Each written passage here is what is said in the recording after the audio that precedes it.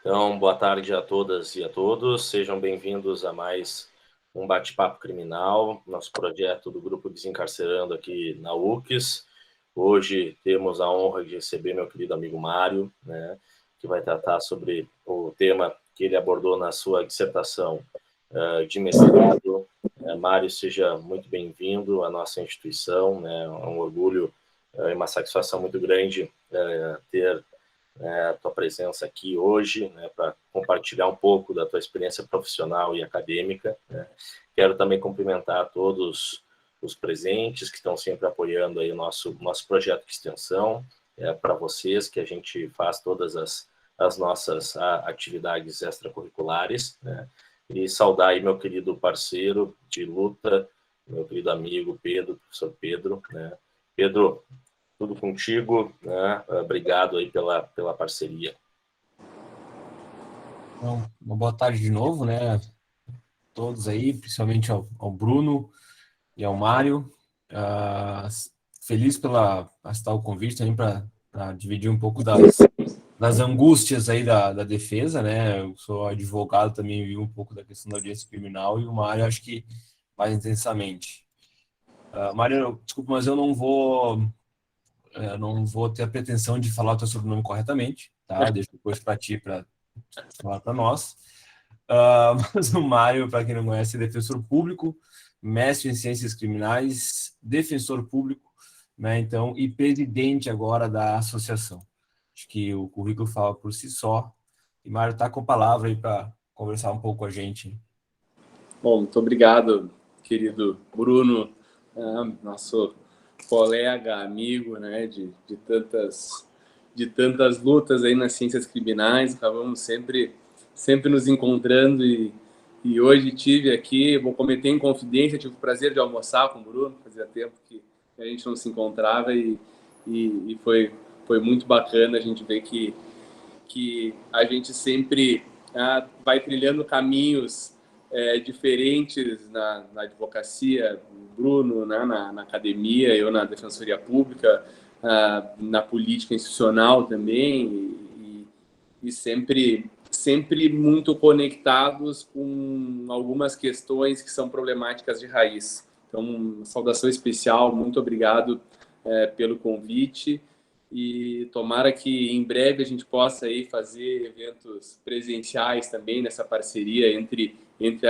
a Defensoria Pública, a Associação das Defensoras e Defensores Públicos, a academia, né? Quem sabe aí tenha nascido aí um embrião de projetos muito interessantes em comum. Então, peço que receba esse grande abraço, de quem saúde também a todas e todos os professores, né, que eventualmente possam estar participando, e a UFCS, né? Querido Pedro, obrigado pelas palavras, né?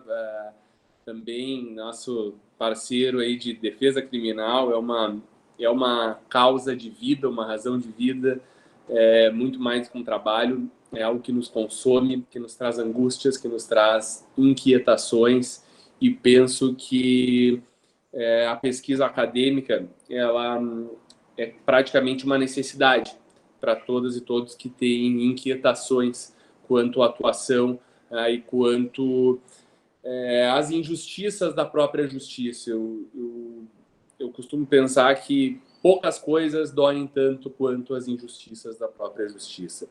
E a defesa criminal conectada com a academia, ela muitas vezes nos traz essa sensação de inconformidade, e faz com que a pesquisa, então, seja uma necessidade praticamente de busca, inclusive, de uma catarse, algo quase que é quase que uma necessidade, não vou nem dizer do nosso inconsciente, do nosso consciente, de buscar um pouco de paz, encontrando, pelo menos, críticas, dúvidas e inquietações que nos fazem seguir adiante.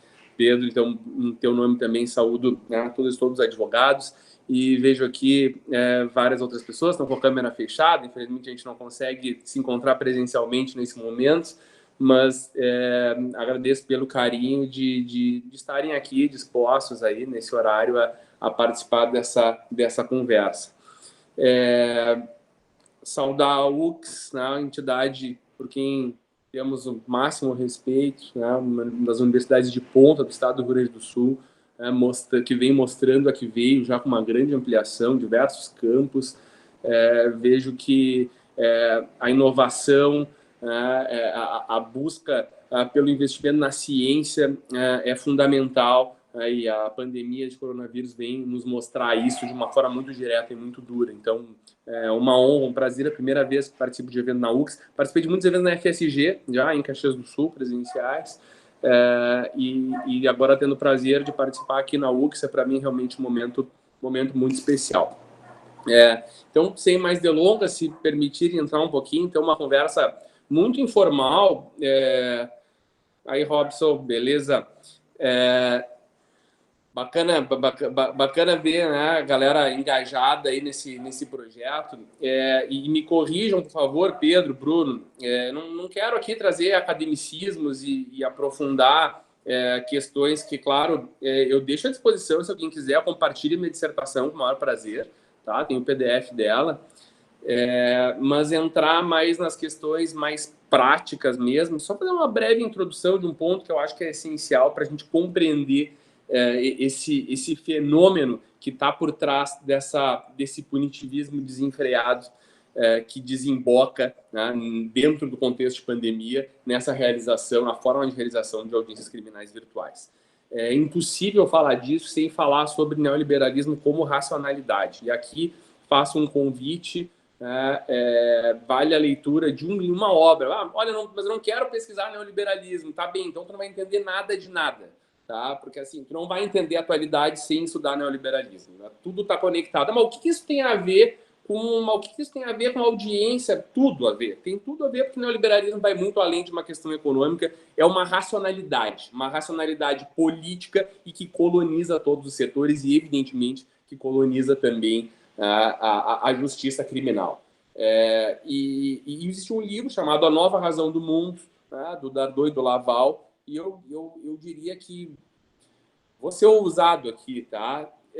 Eu diria que talvez seja o livro mais importante hoje para a gente compreender a racionalidade neoliberal, um livro pré-pandemia, mas que compreende muito bem como chegamos até aqui e vai fazer a gente entender, inclusive, assim, é importante, até para quem está fazendo terapia, tentando se entender.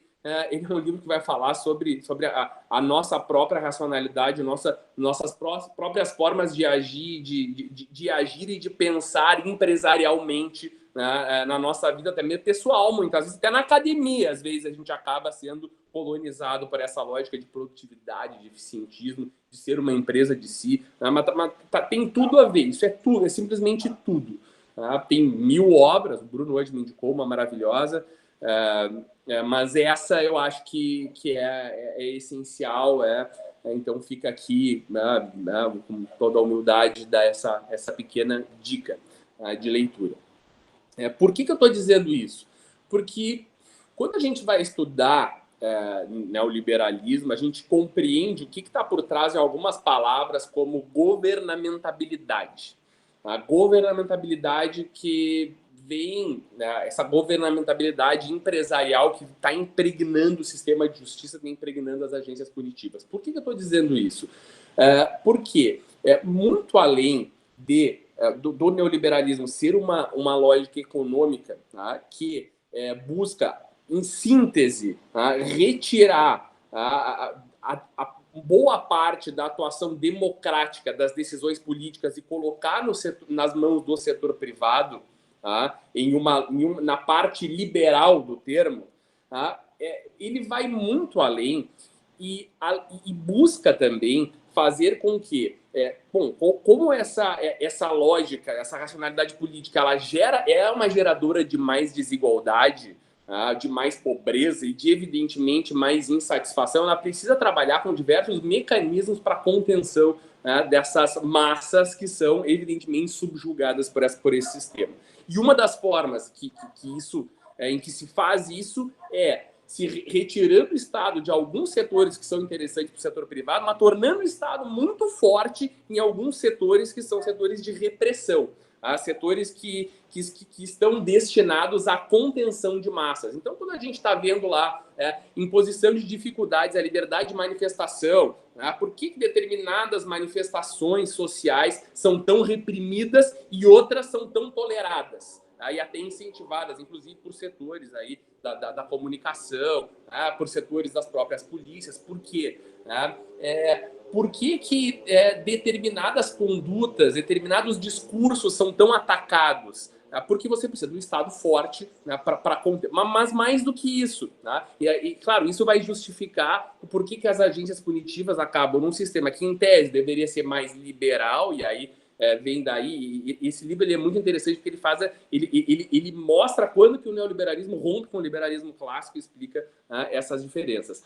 Mas em alguma medida, nessa perspectiva, se acaba trabalhando com um fortalecimento, com uma ação muito forte de Estado no mecanismo repressor. Mas não é só isso, é só uma parte dessa engrenagem, porque essa parte ela tem uma semelhança muito grande com os regimes fascistas, mas o neoliberalismo não tem nada de fascismo, muito antes, pelo contrário, ele trabalha com uma outra lógica, que é justamente entrar na própria racionalidade. Por quê? Porque ele vai muito além da lógica de privatizar os espaços públicos. Ele busca privatizar trazer essa lógica empresarial para a própria racionalidade individual de cada sujeito. E mais, tenta fazer com que o setor público passe a aplicar e a adotar racionalidades lógicas que são próprias da atividade empresarial. Como, por exemplo, quando a gente fala em governança, se está por trás desse termo, por trás desse significante, ele tem um significado que vai trabalhar com a ideia de produtividade, de eficiência.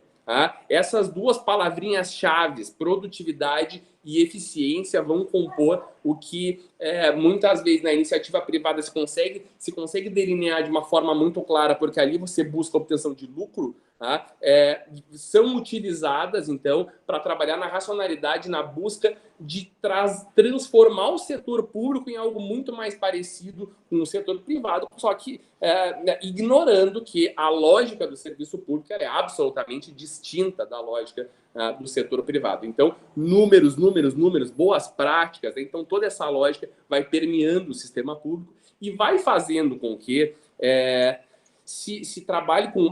Isso é muito utilizado em uma crítica, quando se busca privatizar alguns espaços públicos, assim, olha, Vale do Rio Doce não é eficiente porque não gera tanto lucro, privatizando vai gerar mais lucro. Tá, desculpa, não pode falar palavrão aqui, né? Não tem problema se acontecer Mariana e Brumadinho, né? O importante é que gere lucro, tanto que aconteceu lá no outro dia as ações já estavam subindo lá na Bolsa de Valores, isso é o de menos, tá? A assunção de riscos, enfim. Você começa a impregnar um discurso de que tudo que é público não funciona porque não é eficiente. E o que seria eficiência? Da onde vem essa... Qual é o critério? Olha, a gente precisa de elementos métricos que nos demonstrem que a atividade do servidor, da servidora pública, daquela agência X é produtiva. Tá? Mas assim, ao fim e ao cabo, o que a gente busca com a atividade pública? E aí, claro, esse discurso vai permeando as agências públicas, inclusive as agências punitivas, e vai fazendo com que se construa uma ideia de que o que é privado é bom, o que consegue lucro, o que consegue produtividade nessa perspectiva é bom, e de que aquilo que, olha, não está conectado com essa ideia de produção, produtividade, número, boas práticas, não seja eficiente. Tá, mas o que isso tem a ver com a agência punitiva? Na verdade, tem tudo a ver, porque se comprou esse discurso, e esse discurso ele existe, e aí as próprias agências punitivas, para se legitimarem, elas incorporam dentro dos seus ambientes e dentro das suas lideranças e de todos os seus espaços, incorporam a ideia da necessidade dessas práticas e começam, inclusive, a trazer métricas para se justificar. Não precisamos ir longe, olha lá, meta 2 do CNJ, meta 3 do CNJ, tem a ver com produtividade, critérios de promoção por merecimento, dentro de todas as carreiras jurídicas. Agora a gente está enfrentando isso aqui na Defensoria Pública. Só um pouquinho. Agora a pergunta é como é que você mede, né, a qualidade do serviço simplesmente baseado em números. É claro que tem uma série de cortes aí, de críticas, mas o fato é que as agências públicas, as agências punitivas estão permeadas por esse discurso. Com base nisso, você vai ver, por exemplo, uma necessidade permanente de polícias, por exemplo, se justificarem fazendo, alardeando e fazendo propaganda da quantidade de prisões que efetuam, de abordagens, de investigações com determinada finalidade, Ministério Público trabalhando, em alguns casos, com índices de condenações, juízas e juízes trabalhando com a lógica da quantidade de sentenças, defensoras e defensores públicos fazendo propaganda da quantidade de atendimentos. E tudo isso, se a gente for transportar e fazer um corte, trabalhar para dentro das agências punitivas, vai fazer com que, evidentemente, se trabalhe com uma máquina que precisa mostrar que está produzindo. E a produção, basicamente, de uma agência punitiva, ao fim e ao cabo, é punição, e na sua forma mais grave mais incisiva, prisão. Portanto, essa lógica, essa racionalidade neoliberal, ela faz com que, ao fim e ao cabo, as agências punitivas se legitimem a partir de um processo de superencarceramento, de punir mais e mais. Com esse pequeno corte, peço desculpa por falar isso de uma forma tão resumida, mas isso é fundamental para a gente entender o fenômeno das audiências virtuais. Porque, posto isso, vem uma pandemia. E uma pandemia que, a partir de março de 2020, gera uma série de alterações, talvez seja o fato mais importante da nossa geração, e gera uma série de repercussões, dentre elas, então, num primeiro momento, a lógica de que, precisamos de isolamento. Precisamos de isolamento para tudo, vamos nos isolar. Só que, eu vou para minha casa, o Bruno vai para a casa dele, o Pedro vai para sua casa, o Bruno dá aula de casa, eu fico fazendo meus processos, mas tem um problema, eu preso. O que eu faço com o preso? E aí a gente chega num país que tem, eu tô desatualizado, não vi esse ano os números, mas, se não me engano, aí, entre 1/3 e 40% de presos no Brasil são preventivos. A gente começa enfrentando esse problema. Porque primeira coisa que o Tribunal de Justiça faz, os tribunais fazem, suspende o andamento dos processos. Suspende as audiências, certo? Suspendeu. Medida de prevenção. Tá bem, o que eu faço com o preso? Porque, veja, se a lógica da prevenção ao coronavírus, naquele momento, é a lógica do isolamento, e, há uma campanha, e eu estou defendendo aqui, tá? Estou de acordo com essa lógica de que, naquele momento, foi extremamente importante o isolamento, me posicionando com muita tranquilidade. Fundamental o isolamento, especialmente naquele primeiro momento. Isolamento social e ter o mínimo possível de contato. O que eu faço com o preso? Porque a gente tem uma realidade nos presídios. Se não me engano, a gente estava com 700, 800 mil presos no ano passado, em prisões absolutamente superlotadas, aqui no Rio Grande do Sul, com uma capacidade já muito acima da estrutura carcerária, que a estrutura carcerária permitiria, e em espaços, então, em que há, obviamente, uma grande aglomeração. E claro que seria aquilo que... tem um livro famoso do Ulrich Beck chamado Sociedade de Risco, escrito em 1986. Se você começar a ler, você tem a impressão de que ele escreveu na pandemia do coronavírus sobre a pandemia. Sensacional. E aí ele vai falar, claro, evidentemente, sobre situações de exposição a risco, faz uma releitura do marxismo, trabalhando com a distribuição de risco num sentido contrário à distribuição de riqueza, quer dizer, quanto mais riqueza, menos risco você vai ter. Quem tem menos riqueza, evidentemente, que vai se colocar em situações de risco, e trabalha com o risco como mercadoria, enfim, faz toda essa análise. Mas, veja, a gente se vê, então, numa situação em que as prisões são espaços perfeitos para spreading events, ou seja, para eventos de supercontaminação de coronavírus. Tá? Isso é evidente. Aí, num primeiro momento, o que a gente vê no discurso, e aqui eu estou falando, pressupondo que a gente trabalhando num ponto de ciências criminais, numa temática de ciências criminais, pessoas que estão preocupadas com os direitos das pessoas presas, evidentemente preocupadas com a saúde delas. E, evidentemente que há aqui, então, uma grande preocupação com a saúde delas. Mas a gente sabe muito bem que é um setor numeroso da sociedade que é inconsciente, ou até conscientemente, ou até determinados setores que botam isso para fora como discurso, querem mais que os presos fiquem doentes e morram.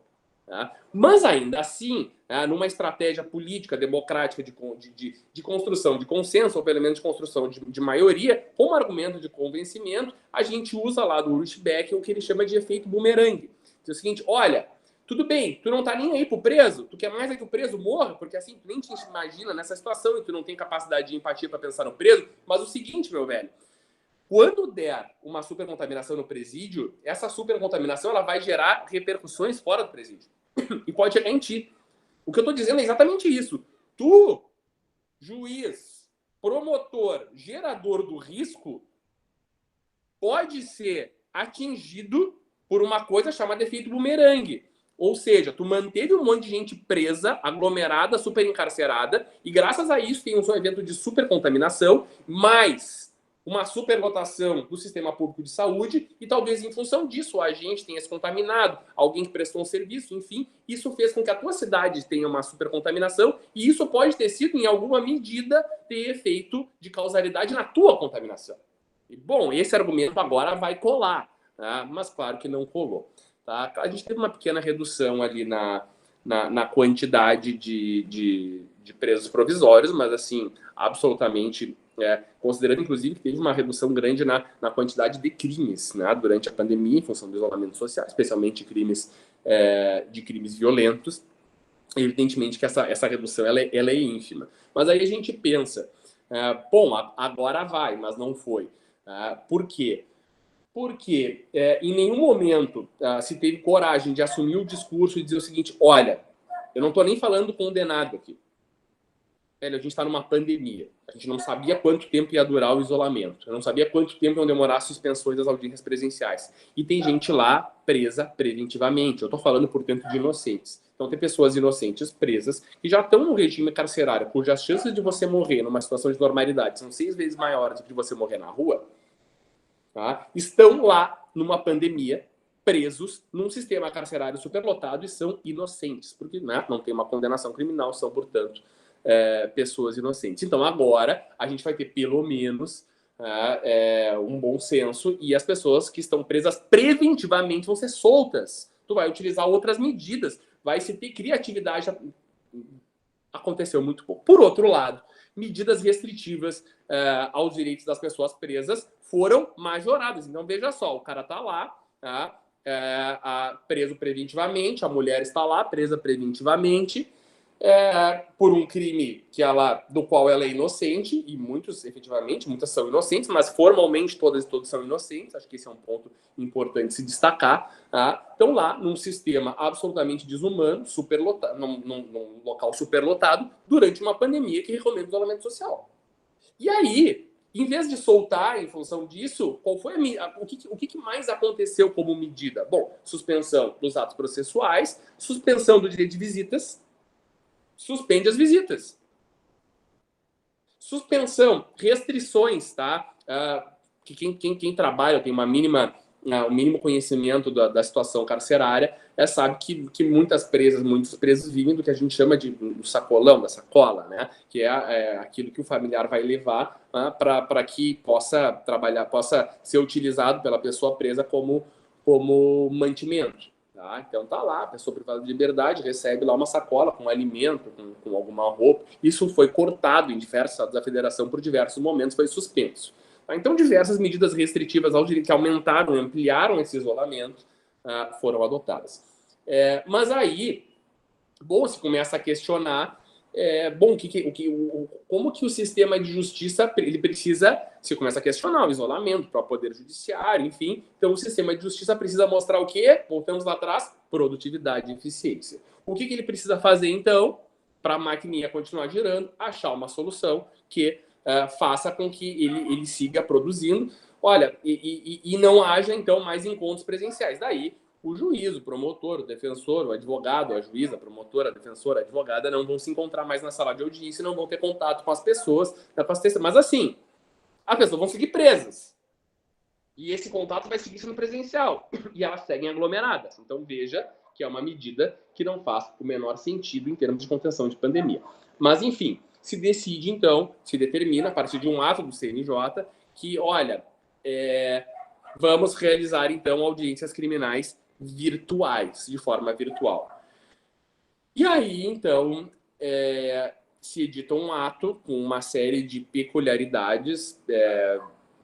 Quem quiser, se eu posso, Pedro, Bruno, mandar para vocês a dissertação. Quem tiver com preguiça, vai lá ler 100 páginas de dissertação, não vai ler, né? Eu sei. Mas assim, pega ali o último subcapítulo do último capítulo, que é a parte que eu faço a análise mesmo da normativa do CNJ, vai dar ali umas 10 páginas com fluidez, né? Onde a gente faz a crítica ali de item por item, dos pontos que, no mínimo, causam curiosidade. Eu vou falar aqui de um deles, né? Tem o 217 do CPP, que a gente conhece bem, que é um artigo de duvidosíssima constitucionalidade que manda, que determina, então, que o verão é maravilhoso, né? Tá subindo uma marofa aqui, tem algum vizinho que tá na boa, curtindo. Sensacional. Subiu, janela aberta, né? É uma loucura. Enfim, e esse artigo determina, então, que se a vítima ou testemunha tiver receio, temor ou fundado constrangimento, apto a alterar, então olha como condiciona, apto a alterar a verdade do depoimento, pode ser determinada a retirada do réu da sala de audiência, e aí o réu assiste por videoconferência, e não tendo videoconferência ele fica fora. Já é um escândalo de inconstitucional, para não usar minhas palavras aqui, mas é uma medida que restringe direitos fundamentais, tem que se interpretar restritivamente, e a gente já viu cada bizarrice em relação a esse artigo, inclusive, de ser perguntado assim, o senhor prefere depor na frente do réu? Não é óbvio que o cara vai dizer que não, né? Inclusive em processo de furto, de crime praticado sem violência ou grave ameaça. Mas, enfim, a par disso, tem um artigo ali que fala que pode ser observado, então, deve ser observado o 217 na audiência por videoconferência. E aí e a gente fica pensando, né? Mas se o próprio artigo diz que em caso de constrangimento, de temor, tu vai fazer videoconferência, tu já tá pela videoconferência, qual vai ser a consequência, né? Bom, mas enfim, daí a gente chega em uma série de problemáticas que vão ao caso concreto e que aqui, acho que até empiricamente daria para trabalhar, mas claro que a gente, numa dissertação, trabalha de uma forma científica. Basicamente, como é que tu faz o contato da defensora do defensor com o réu? Aí o Pedro, advogado criminalista, tem lá os seus clientes que com certeza tem um vínculo, uma relação, tanto que contrataram ele, que vai ser muito prejudicada, porque ele não vai poder conversar com o preso na hora da audiência, vai dizer, olha, a conversa virtual ela não é a mesma coisa, evidentemente, se perde muito. Agora, pensa na defensoria pública, que responde pela grande maioria dos presos. Muitas vezes o contato mesmo, ele se dá ali, né, na antessala da sala de audiências, antes do processo, durante ali os depoimentos, naquele papinho ao pé do ouvido. Tem muita letrinha que o réu te dá no ouvido, que inclusive muitas vezes vai te dar o argumento para fazer a pergunta correta para mostrar que o cara é inocente, para entender por que ele está sendo acusado. Tá? E aí, eu perdi isso, eu perco a construção do vínculo de confiança, eu perco a capacidade de observar a testemunha e sentir, pela minha experiência como defensor criminalista, de muitas e muitas e muitas audiências, de perceber a insegurança da testemunha ou perceber o desconforto e identificar qual pergunta eu devo fazer naquele momento que pode, eventualmente, garantir o direito da acusada ou do acusado. Eu perdi esse direito. Porque a comunicação, ela tem uma série de elementos. Aqui a gente está tendo uma conversa online, é totalmente diferente o papo se a gente estivesse aqui na minha casa, sentado na mesa, tomando um vinho e se enxergando, se ouvindo, sentindo os detalhes da fala, sentindo o olhar, o constrangimento, a confiança, a falta de confiança. Tudo isso se perdeu. A capacidade de sentir o cheiro do preso, de sentir aquilo que te motiva para fazer uma defesa consistente, pensar que ninguém merece estar lá dentro. A gente perdeu com a audiência virtual. A possibilidade de um juiz, de uma juíza, olhar no olho, tentar exercitar a empatia na hora de tomar uma decisão sobre revogar ou não a preventiva. A gente perdeu com a audiência virtual. Tá? E aí, claro, não vou nem entrar no ponto do quanto eu não confio, e tá aí a Vaza Jato para nos mostrar que ninguém tá maluco, o quanto a gente não confia em conversar com o réu, com a ré, por meio eletrônico. Uma conversa que deveria ser uma conversa reservada, que não pode vazar, em hipótese alguma. Imaginem a perda de tudo isso. Só para pontuar alguns detalhes, para a gente poder, estourados aqui, completar os 30 minutos, eu sou muito disciplinado, Bruno, para a gente começar aqui uma breve conversa e plantar aqui a sementinha da crítica. Só fazer um parênteses, eu deveria ter dito isso no início, claro, eu falo a partir da perspectiva de um defensor público, que atua há 10 anos, basicamente. Hoje eu sou classificado no Tribunal do Júri aqui de Porto Alegre, trabalhei por muitos anos na Metropolitana, sempre na defesa criminal. Hoje, afastado, porque sou presidente da Associação dos Defensores e Defensores Públicos, mas sempre vivendo muito essa realidade de defesa criminal e talvez até enriquecendo a partir do contato dos colegas e da representação, da honra de representar os defensores públicos e entender as suas agúrias, as suas angústias, em relação à atuação também na defesa criminal. É claro que eu falo desse lugar. E outra ponderação importante, é claro que a minha fala está absolutamente determinada pela minha pesquisa, que foi uma pesquisa em abstrato da normativa, até porque não haveria tempo de fazer uma pesquisa de campo. Deixo isso muito claro. Acho que seria fundamental que daqui a algum tempo a gente houvesse uma pesquisa de campo, até para analisar se essas hipóteses elas vão se confirmar ou não. Isso seria muito importante. Mas também, apesar de ser uma análise em abstrato, em alguma medida, é óbvio que eu trago aqui para dentro muito da vivência e muito da experiência empírica que, evidentemente, está em cada linha dessa fala e em cada linha desse trabalho.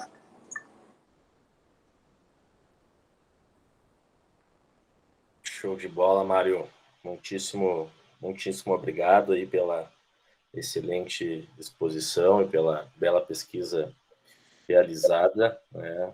Agradeço de coração aí por abrir um pouquinho do espaço da tua agenda e compartilhar aí conosco de todas essas reflexões que são de fundamental importância aí nesse período de pandemia que a gente viveu e que de alguma forma vão impactar, né, o cotidiano do sistema de justiça criminal. Eu passo a palavra aí de início para o nosso querido amigo, professor Robson, né, tecer suas considerações. Quem quiser, pessoal, fique bem à vontade para postar no chat ou depois levantar a mão e fazer algum questionamento do palestrante, que daí a gente repassa a pergunta se for para o chat. Se não, pode fazer por microfone mesmo. Robson, por favor.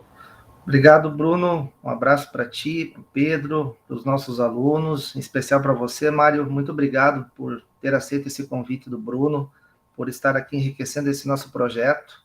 É um projeto que nasceu com uma pretensão muito humilde, que é de compartilhar pesquisas sérias dentro das ciências criminais, que é uma das questões que realmente cumpre a tarefa da instituição. A gente sabe que hoje, ouvindo a tua fala, a gente percebe muitas vezes o direito acontecendo pela visão dos tribunais, há uma espécie de, quem sabe, detrimento assim da doutrina, vamos dizer dessa forma, e a preocupação é sempre reafirmar as bases científicas de objetos definidos e que a gente consiga compreender isso de uma maneira, né, coerente.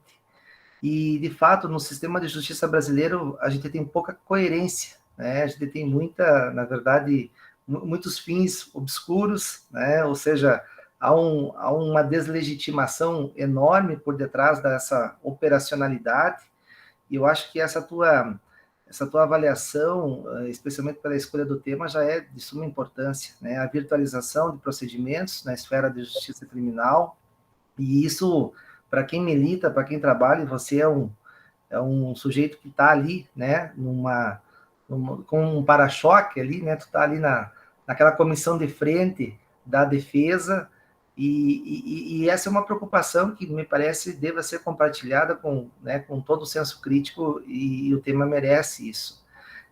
Eu, tempos atrás, fazendo uma observação aqui, que de repente tu também pode, quem sabe, depois comentar, se tu entender que é conveniente, mas enfim, há muitas dificuldades para se exercer a defesa na justiça criminal, né? E essas dificuldades, elas são de todos os segmentos, todas as ordens, mas em particular essa questão das audiências, especialmente a maneira com que elas muitas vezes acontecem, há toda aquele celeuma em relação à forma de inquirição, né? Aquela problemática em torno do artigo 212, quem é que pergunta primeiro, se é o juiz ou se são as partes. Juiz aí que muitas vezes, por ser testemunha abonatória, diz, olha, não precisa vir prestar depoimento, pode mandar por escrito, né? Ou seja, já há uma certa flexibilização em relação a isso.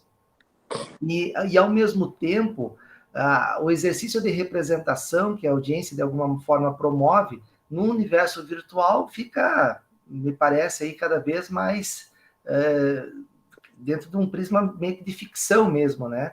Mas me parece que tudo isso vem num sentido realmente de buscarmos reafirmar o sentido, né, o sentido do que seja essa ampla defesa e a maneira com que isso acontece.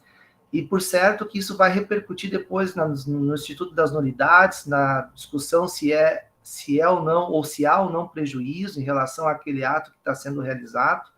E a gente sabe que os tribunais também são muito reticentes em relação à análise do reconhecimento de nulidades. É tudo por conta dessa lógica, me parece que você cita, que por, de repente, mapear aí também todo o contexto da sociedade, tu falou do neoliberalismo, enfim, acaba sendo trazido para dentro do sistema de justiça. E em um sistema de justiça precário como o nosso, essa lógica, muitas vezes, né, de resultado, ela fica potencializada em detrimento dos direitos, né, dos que mais precisam. Então, seria, na verdade, um compartilhamento com isso que você falou, mas, acima de tudo, um agradecimento pela tua fala, né? Porque para muitos dos nossos alunos isso é uma inspiração, né? É uma inspiração para que o pessoal consiga entender a função, né, do direito e do defensor, né, em relação à atuação no sistema de justiça penal. O que, de certa maneira, também, já disse isso em outra ocasião, quando nós tivemos aqui o advogado, o sócio do Pedro, o doutor Diogo Boff, né, que não é fácil advogar na justiça criminal, porque também há todo um contexto, né, de crítica, de mal compreensão, né, da própria sociedade em si, mas também dos meios de comunicação, e hoje com as fake news também a gente acaba sofrendo muito isso, esses ataques gratuitos, né, que acabam, de certa forma, né, impactando a atuação no dia a dia. Mas é isso, muito obrigado, Mário, de coração, tá? Agradecer mais uma vez ao Bruno por essa ponte, e dizer que a instituição está sempre aberta aí para a tua presença, para a tua participação, tá? Valeu, Bruno, obrigado.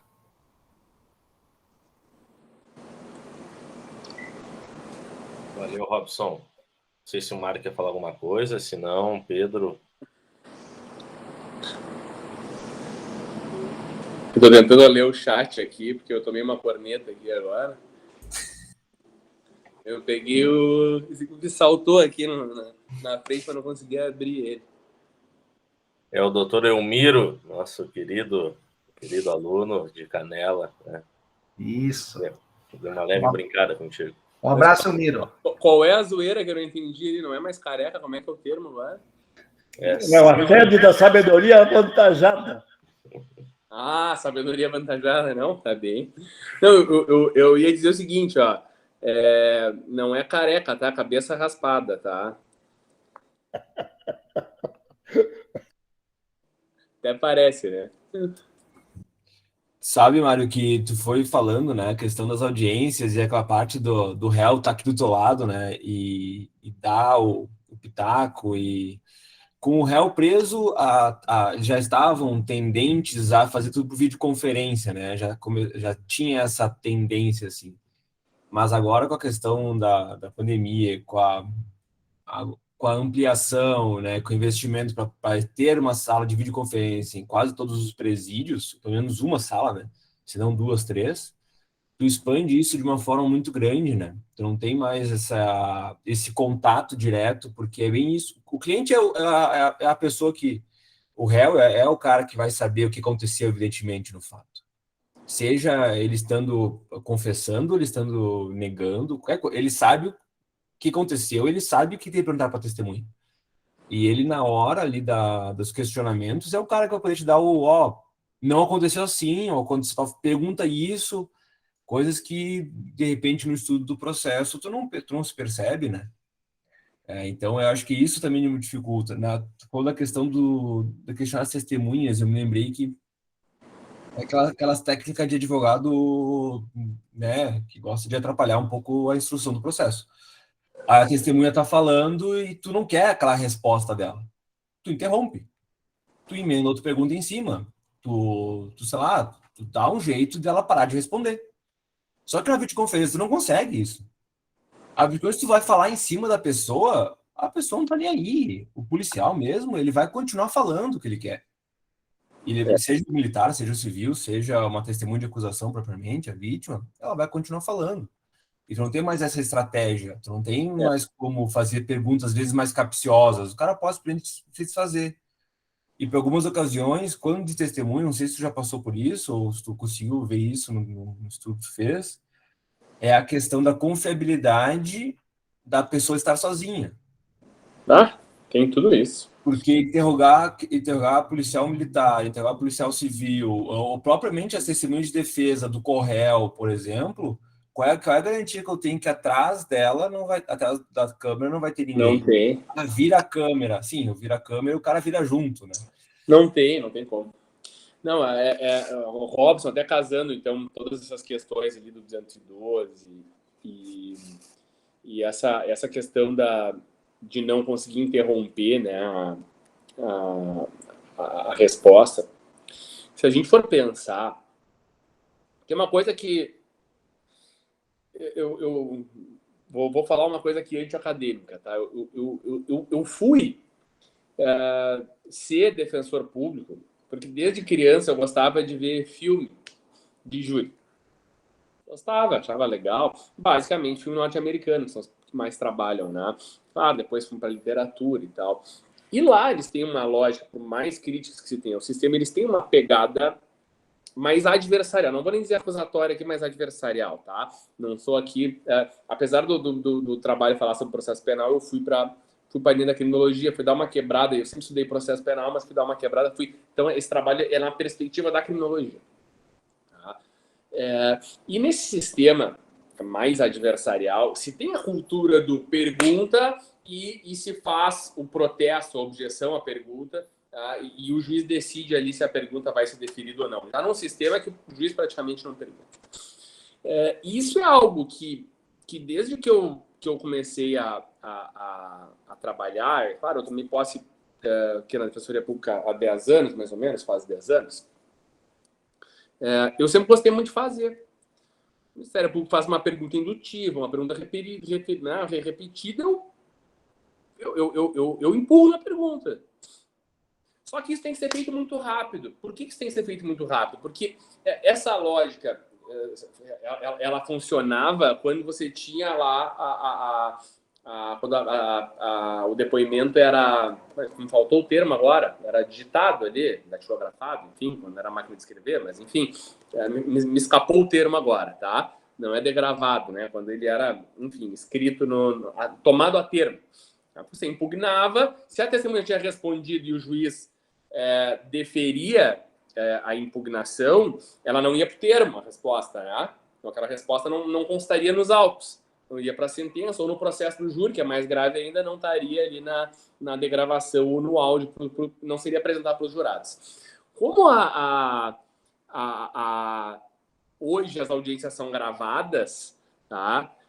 Você não consegue fazer com que não vá no termo, porque mesmo que haja pergunta e se a testemunha começa a responder, porque tudo isso é muito rápido, tá? Até o juiz decidir, enfim, aquilo que a testemunha disse, ainda que a pergunta seja indeferida, ela vai constar nos autos. Tá? De alguma forma, formalmente o juiz não vai poder usar, mas a gente sabe, daí tem que ir lá, tem que estudar lá, ler lá trabalhar com originalidade cognitiva, aquelas questões lá que o pessoal dos sistemas processuais trabalha, que o Auri trabalha, né, que o Ruiz Ritter trabalha muito bem sobre dissonância cognitiva, e entender que, bom, o que o Jacinto Coutinho trabalha bem, quando ele vai trabalhar com sistemas sobre a importância da originalidade cognitiva, né? Mas isso no presencial, tá? Quando tu tinha um defensor atinado, rápido no gatilho, é aquele filme de faroeste mesmo, né? O problema impugna. Depois tu pensa se a tua impugnação é boa. Às vezes assim, dá briga isso, tá? Tem promotor que não gosta, dá confusão. Às vezes, eu tinha um promotor aqui, que é meu grande amigo Corsini, às vezes ele fazia uma pergunta impugnável e ele me dizia assim, não, mas isso pode, daí eu olhava, realmente, retiro a impugnação, daí o juiz já ficava bravo, não, eu decido, mas enfim, tu primeiro, faz que nem gato, né? Primeiro corre, depois tu olha se tem ameaça, entendeu? E isso vira cacuete. E aí no presencial tu consegue, especialmente se é depoimento de policial ali, que evidentemente está querendo legitimar seus próprios atos, até de uma forma legítima. A questão que se questiona, acho que o Bruno trabalha bem com isso, né? É como que o juiz valida e tal. Se perdeu. Porque no virtual tu vai demorar, tu não sabe se numa reunião virtual se a tua voz está saindo, se ela não está saindo, se não tem aquela confusão, se perde. Então é mais um problema. Essa questão saber se a testemunha está sozinha já é complicada. Isso dentro de uma sala de audiência é um negócio complicado, a garantia da incomunicabilidade das testemunhas, né? Isso é um problema. Tu tem 3 testemunhas de acusação. Tá? Especialmente processo, vou no clássico aqui, tá? Processo de tráfico. 3 policiais vão depor. Vai o primeiro, depõe, sai da sala e entra o segundo. Eu não quero que ele fale com o terceiro. Eu me toco para a rua para olhar se eles estão conversando. Tá? Enlouqueço se eles estão conversando. Não dá para deixar acontecer. Tá, mas tu não consegue. Bom, mas assim, alguma coisa a gente consegue evitar. No virtual, tu arrebentou isso aí. Tu não sabe. Tá? Outra coisa, o cara tá sozinho, perfeito. Aí tem um artigo, assim, desculpa, assim, de uma redação, assim, chega a ser quase, dá vontade, quase uma piada, né? Aqui o juiz deve perguntar para o réu se ele está sendo bem tratado no presídio, assim, se não está sendo alvo de tortura, maus tratos, tá de sacanagem, né? Assim, se numa audiência presencial ali, com aquela conversa, naquela situação, dentro do fórum, o cara dificilmente vai falar sobre o que está acontecendo dentro do presídio, imagina no virtual. Que fechou a câmera, acabou, meu velho. Isso se não cair a conexão quando ele começar a falar já, né? Que ele não vai falar, tá? Então tem uma série de complicações, uma série de problemas que, claro, tudo vai ser tratado hipoteticamente, que são inviabilizadas dentro desse contexto, né? Tia, eu vou pedir desculpa, assim, ao colocar alguma coisa no chat, então uma colega que disse que é estagiária da defensoria, eu não estou conseguindo acessar o chat. Não sei se alguém consegue acessar e fazer Eu faço a leitura, Mário. A Camila disse que faz estágio na DPE e algumas vezes, conversando sozinhos, entre aspas, com um preso, algum policial penal entra na sala para pegar algo. Avisa, estou aqui atrás da porta, é só chamar. Enfim, nunca estamos a sós com o preso. Esse é o comentário dela. Faz estágio com quem lá, Camila? Em que comarca e com quem? Vai mais além disso, tá? Na Bahia. Bahia, que legal! E Defensoria Pública da Bahia, tem vários amigos da Defensoria Pública da Bahia, e nosso presidente da Associação da Bahia, com seu DPG, baita defensoria, tá? Manda um abraço, por favor, pro colega, pro Cláudio. E coisa boa na Bahia. Aposto que Porto Alegre está mais calor do que a Bahia hoje, sem as vantagens de estar na Bahia. Mas quem sabe um dia voltarei, juro. Devia ter feito concurso para lá. Eu prefiro água de coco do que mate, tá? Então, enfim. Mas vamos lá. Essa questão, Camila, eu não sei como é que funciona aí, tá? Aqui tem a SUSEP, agora a Polícia Penal, né? Enfim, se criou uma cultura de que os agentes penitenciários não querem sair da sala na hora da entrevista reservada com o preso. Não sei se vocês já passaram por isso aí, Pedro, Bruno, Robson. Sempre, né? Se criou uma cultura que não querem sair da sala. Eu assim, não, mas a gente fica. Não, como assim? A entrevista é reservada. Qual a parte do reservada que tu não entendeu? E aí tu tem que criar uma briga, daí, claro, vem aquele papo, não, mas é para garantir a segurança, mas segurança de quem, cara pálida? Não, a tua, eu digo, meu velho, a minha segurança garanto eu. E o seguinte, eu sou defensor público, meu galo. Cada um tem, tu trabalha, tu é agente penitenciário, tu tem isso na tua atividade, eu tenho na minha. Se eu não puder arcar com isso, bom, aí, mas assim, isso é uma questão minha. Mas que na prática, o que está posto ali é uma relação de poder. Eu poderia aqui passar relatando todas as brigas homéricas que eu já tive que travar para poder ter o direito de conversar em reservado. Então, olha, se está assim na Bahia, te digo, aqui está muito pior. Aí, pelo menos, eles dão essa disfarçadinha da entrada, né? Mas se acontecer, tem que consignar durante a audiência, ocorreu e tal. E é o que eu fazia sempre, né? Quando essas situações chegavam. Eu nunca vou discutir com a gente, eu gosto muito dos agentes penitenciários, tenho uma ótima relação com a grande maioria. Se eles entendem que eles não podem deixar o réu sozinho comigo, eu simplesmente me dirijo ao juízo e digo, olha, a minha conversa ela tem que ser reservada, senão não vai ser interrogatório. Ou se sair interrogatório, a gente vai consignar que não houve conversa reservada. Se a gente decidir, não, vai ter interrogatório. Ok, só consigna que não houve a conversa reservada. Então a gente precisa também adotar essa postura estratégica aí para... Agora, claro, nada me garante que o tribunal vai anular por causa disso, né? Porque vão dizer que não teve prejuízo em algumas situações. Enfim. Não, e na online vai garantir a segurança de quem, né? É o cara sozinho numa sala com um computador. Não, mas é que eu posso ser atacado por um hacker. Sim, não tem. Mas a lógica neoliberal, é a segurança da propriedade do Estado do computador. Tá? Para o indivíduo não quebrar o computador. Enfim, então, no virtual, essa questão, a problemática maior é que tu não enxerga, né, a sala, tu não tem, tu não sabe. E assim, vai dizer por experiência. O preso não vai te falar, né, na maioria das vezes, porque aí ele vai te falar, o seguinte, tem um agente penitenciário ali escondido embaixo da mesa. Não vai falar, né?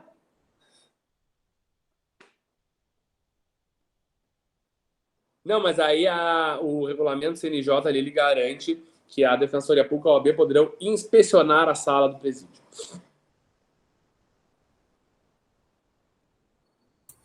Vai lá tu inspecionar a sala do presídio. Não, inspeciona e voltou para casa e aí, entendeu? Mas eu vou querer, embora eu acho que a gente não vai ler, mas eu vou querer, sim, uma cópia aí da dissertação para dar uma olhada, dar uma analisada mais acadêmica na atuação, vamos botar assim. Sou um homem de pouca fé, Pedro. O Bruno não tem nenhuma. Mas eu já dei o atalho. Luta, né? Não dá para deixar de lutar. Eu já dei o atalho. Eu acho que, assim, claro, olha, quero fazer uma análise mais profunda, mas assim, não é uma dissertação, a gente não pretende trazer nenhuma novidade, a gente sabe, eu trabalho ali com uma fundamentação teórica, basicamente eu estruturei ali, o primeiro capítulo é uma dissecação do neoliberalismo, tá? É muito baseado em alguns autores que trabalham fora das ciências criminais, aqui, na análise da racionalidade neoliberal, e aí eu faço uma análise, claro, eu trabalho muito com o David Harvey, que é aquele geógrafo que trabalha com dados sobre neoliberalismo, ele aborda um pouquinho a política de tolerância zero em Nova York, como que a gente chegou. Esse livro é do caralho, esse livro, porque ele mostra assim, como os mais ricos perdem dinheiro com o estado de bem-estar social e começam a implantar o neoliberalismo em regimes autoritários e depois dizem assim, mas e aí agora? Agora a gente tem que implantar em democracias, então a gente tem que convencer as pessoas. Aí fala Thatcher, Reagan e chega na tolerância zero. Daí eu trabalho depois com o Jonathan Simon, que fala e o outro, meu Deus do céu, esqueci o nome dele agora, que fala da indústria do controle do crime, que casa muito bem. Nils Christie. A indústria do controle do crime casa legal com esse ponto, claro, ele trabalha na perspectiva dele, né, lá do acho que é norueguês, agora não lembro o que ele começa estudando, mas enfim, e aí, no segundo capítulo, uma análise da pandemia mesmo. E aí, no terceiro, que a gente vai para o pau e analisa assim, o judiciário. Meu objeto de pesquisa é o Poder Judiciário. A agência punitiva por excelência que eu estou pesquisando é o Poder Judiciário. E aí analisa as medidas tomadas durante a pandemia para chegar nas audiências criminais e fazer essa dissecação, aí dissecar mesmo. Aí sim, aí é aquilo que tem originalidade, que é dissecar o regulamento do CNJ, e eu estudo também o ato do TJ aqui do Rio Grande do Sul. Tá? E analisando esses dois atos, aí, claro, eu começo a trabalhar como fazer crítica, e aí aí tem inovação, porque não tem bibliografia disso ainda, não tinha quando eu escrevi no final do ano passado, e trazer essas hipóteses, essas inquietações, né, e chegar nessa conclusão. Então, por isso que eu dei o atalho ali, a gente vai ler ali 12, 15 páginas que tem, ainda mais para quem já tem essa base do que é a racionalidade neoliberal e tal, onde ela se conecta com o autoritarismo, com o punitivismo, ali vai, acho que é o que interessa mesmo. Né? Agora, claro, quem quiser estudar neoliberalismo, ali tem no primeiro capítulo ali essa conexão aí do neoliberalismo com o autoritarismo, que eu acho que é muito interessante, que a gente teve, né, Bruno, na aula do Gleckner, o Bruno no doutorado e eu no mestrado, uma cadeira só sobre neoliberalismo, e aí ele pegou ali um compilado de obras e chega nessa conclusão, fazendo, claro, uma série de autores. Ele começa, eu não sei se na tua ele começou também, ele muda cada ano, acho que a gente não fez no mesmo ano, né? Mas ele começou ali com Dardot e Laval, com A Nova Razão do Mundo, que na minha opinião é a base. Ali é a base. Tu tem que ler ele. Mas só tem tempo para ler um livro, lê esse. Não, mas é só um no ano, tu não entendeu, lê esse. Tá, mas e o manual de processo? Não. Lê A Nova Razão do Mundo. Depois tu vê o resto. Tá, mas a pandemia... Não importa. Aí, claro, tu vai para outras leituras que vão se complementando e tudo vai se encaixando. Mas, cara, esse livro é um livro, assim... ele é um livro que te clareia para qualquer coisa. Tanto que se tu for ver, o pessoal está escrevendo sobre psicanálise, estão usando A Nova Razão do Mundo. Tem nada a ver com ciências criminais. Não, vou escrever sobre arquitetura. Tá lá, na base. Sobre urbanismo, tá lá. Tá lá. É racionalidade política, é como que isso nos coloniza. Eu gosto muito do Bauman, meu problema é relacionamentos, modernidade líquida. Do caralho, Bauman, mas assim, lê A Nova Razão do Mundo que tu vai entender. Por que tu tá namorando pelo Instagram aí, tá? Exato. Show de bola, Mário. Quero novamente te agradecer aí pela parceria. Tenho certeza aí que vai ser simplesmente o pontapé inicial da tua participação aqui na UCS. As portas da casa estão sempre abertas a ti, a associação, a defensoria, né? São instituições que a gente tem o maior zelo e respeito e precisamos, né, cada vez mais aproximar, né, as áreas de atuação profissional da vida acadêmica, né, e fortalecer esses laços de forma recíproca para que a gente consiga, de fato, conseguir transformar a sociedade, as instituições, as atuações, né, e transformar a racionalidade, né, porque se a gente não transformar racionalidades, a gente não vai sair do mesmo lugar. Então, fico no aguardo aí da tua dissertação, depois eu encaminho por e-mail para o pessoal que se inscreveu, né, e agradeço novamente a tua disponibilidade, a tua colaboração, né, e novamente também aos meus queridos colegas, professor Pedro, professor Robson, e a todas e todos que nos acompanham, né, sempre de forma fiel, o nosso público fiel aqui do Bate-Papo Criminal. Muito obrigado, desejo uma boa noite a todos. Boa noite, saudação a todos. Valeu, Bruno. Mário, um abraço. Pedro. Valeu, Robson. Valeu, Pedro. Valeu, boa Bruno. Noite. Um grande abraço a todas e a todos. Obrigado. Até mais. Até mais, vamos falando. E quem vai para aula aí, boa aula depois. Boa aula, pessoal. Estou lá.